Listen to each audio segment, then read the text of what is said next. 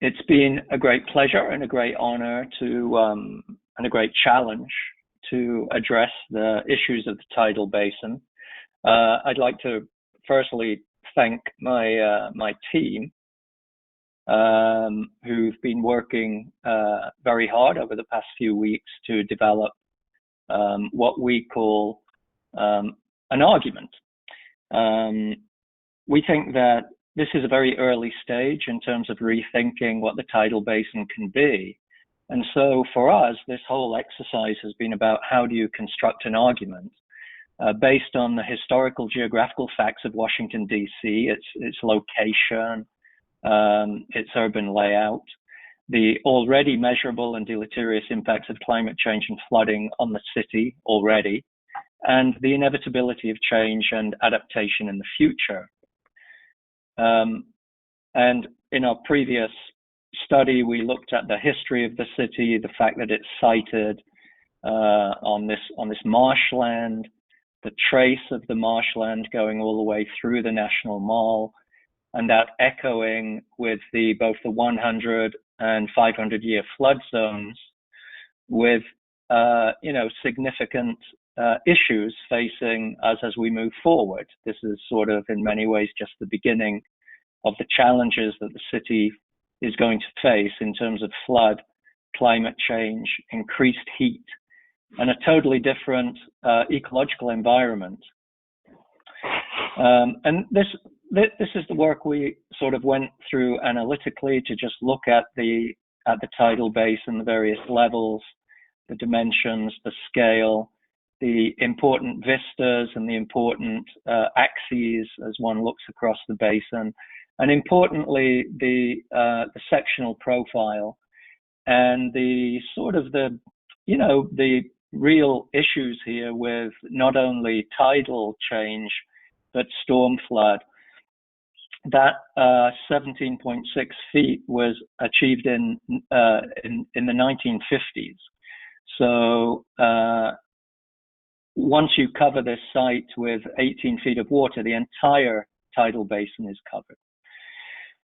So to get to the main meal, we thought of three future scenarios that would help, in a sense, articulate a discussion around an argument about why the tidal basin is important and different approaches towards how we could preserve or work with the tidal basin moving forward. The first one we call curate entropy, or curate the inevitability of decline, the inevitability of decay. In this scenario, nature takes over the tidal basin, a process of naturalization. We expect increased flooding with new wetlands and new woodlands to evolve. The new wetland acts as a sponge and helps to protect the city from future flooding. The monuments gracefully age and decay, and melancholia prevails. The new monuments built along, we assume the new monuments could be built along the protected grounds of the mall, and the new tidal basin will be navigated via boardwalks and elevated walks.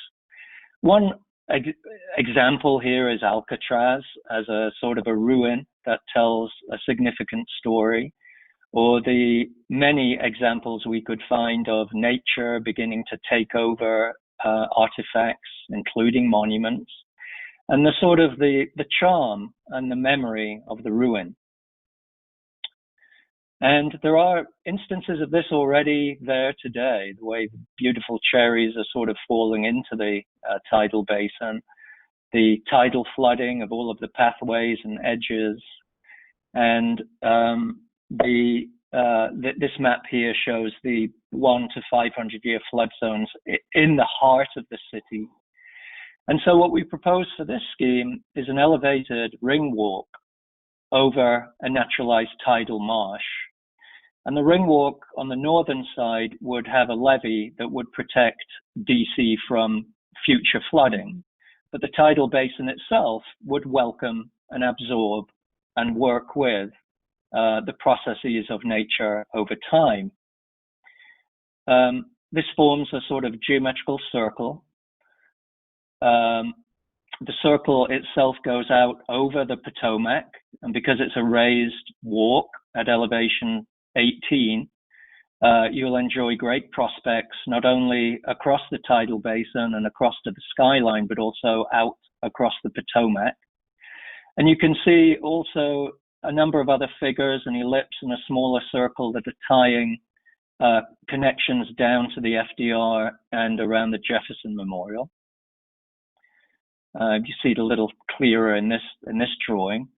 And the geometries here with the curvilinearities, but also the bridges and the earthworks that are used to construct this, allow for a seamless pedestrian and bicycle connection with the National Mall. The National Mall is now protected from flooding by the earth berm on the north, but all of the tidal basin south of that line is subject to the vagaries of nature over time. So what we're proposing is on the bottom, you can see the tidal basin today, the overlay of the ring walk with new wetlands evolving over time, and significant new plantings, again, over time. It produces a plan that's sort of the pastoral meets the ecological. We still have curvilinear walks and picturesque plantings, but obviously the ecological aesthetic is beginning to take over here because nature begins to rule. You see in this view the importance of the circle as a sort of gathering geometry to gather together all of the different monuments, all of the different vistas, all of the different experiences and stories of this landscape. And there's a variety of pathways and ramps down from that walk that allow you to get down to the lower levels, down into the wetlands and into the monuments themselves. And another view looking south and with the axis of the National Mall. And the idea is an elevated walk over the wetland. It puts people in new relationships to the monuments. Here you can get up close to MLK, or you can get down below and into the space of the FDR in this case. And FDR beginning to become very melancholic with mosses and ferns as nature begins to naturalize and become a ruin and subject to flooding.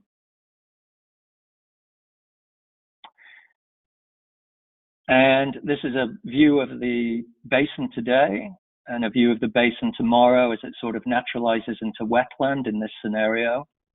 And the elevated walk with, again, beautiful, if not melancholic, perhaps even slightly dystopian views across the wetland and the marshes to the skyline of DC. And perhaps in 100 years, we do expect a different vegetational vocabulary here as we're moving more towards a Gulf Coast sort of climate in terms of wetness and heat. And these swamp cypress trees are beginning to move in and surround the monuments with a totally new kind of landscape. So that's number one, curated entropy. Number two, I thought those slides were hidden, but no. Number two is island archipelago. This allows the water of the Potomac to flood the entire tidal basin, and to create a series of islands that function as gardens, but actually surround the existing monuments and protect them from flooding. So they function a bit like a moat. The tidal basin is completely flooded. We have a new archipelago of islands, a new recreational value added because of these islands. This is the 100-year flood zone in DC, a diagram of the new levee, which is the line wrapping around the tidal basin, and then the disposition of the new islands inside of that. The Jefferson is on axis with the mall, MLK is on axis with Jefferson, and the FDR becomes its own island. So those three primary monuments, as well as the George Mason, have their own islands. Topographically, those monuments are then protected with earthwork, and that earthwork layer is built into the tidal basin as sort of a protective new archipelago of islands and gardens that protect the monuments, but create a totally new landscape, a totally new destination connected by bridges and footways and boat access to the various islands. And we see these as being like gardens in a sense. You know, the Japanese gave the cherries as a gift from Japan. The islands could begin to become like Japanese gardens or highly cultivated horticultural extravaganzas in relationship to the monuments. Moving quickly here. And so what you get is this, again, a kind of newly created bucolic pastoral landscape with topographic hills, with significant plantings and bridges and walks that allow you to create a totally new landscape here. And the plantings, as I said, have this sort of Japanese or international exotica in terms of the horticultural display appeal.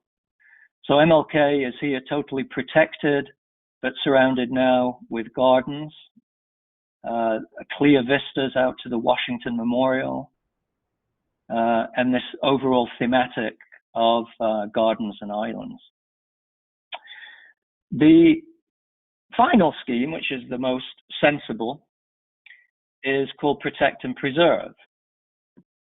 And here we propose a new large earthwork levee, a sort of a ribbon with new walkways along the river. The new ribbon animates both sides, with the Potomac River side as well as the interior of the basin. It allows a new extended landscape, which allows us to accommodate more visitors at peak times. And the much beloved cherries are enhanced with new younger plantings, not only variations of cherry, but also magnolia, redbud, and dogwood, etc., to extend the flowering season. This is the diagram of the flood zone, and once the new earthwork levee is built, it protects DC, and it also protects the tidal basin and the monuments inside of it. You can see this extends all the way north and wraps all the way up to the mall. The figure also allows us to have a seamless connection with the National Mall and a seamless connection with the landscape also to the south. And you can see a variety of pathways and ramps that take you off from this elevated earthwork down into the lower landscapes. And this diagram shows the extent of that earthwork and a sectional profile that again shows the earthwork protecting against floods. Most of it is at elevation 18, but we are proposing a building overlook that gets up to elevation 30. So in this diagram, you see the tidal zone, you see the ribbon of the new earthwork over the top, and the enhanced planted canopy layer will be increasingly important for shade in hotter times. You see the line work here continues the curvilinearity of the pastoral. It's very scenographic in terms of the views and vistas that open up and are taken away and disclosed in different ways. And when you see it in the perspective, it's a very sculptural form that allows for significant new parkland and new amenities, which is useful for increasing space for visitors and having a more diverse range of amenities and available programs. Of particular interest, I think a number of amphitheaters that can be sculpted into the side. You see one in the middle right there that is looking back to the skyline of DC. And in the foreground here, you see the sort of the butterfly building with two promontories that overlook the Potomac and one very significant promontory that overlooks the tidal basin and the memorials.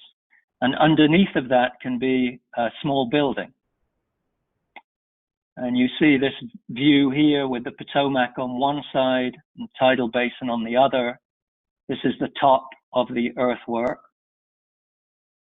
And on the river side, we would see new riverine tree plantings, as well as a protected edge and the promontories reaching out across the Potomac for great vistas up and down.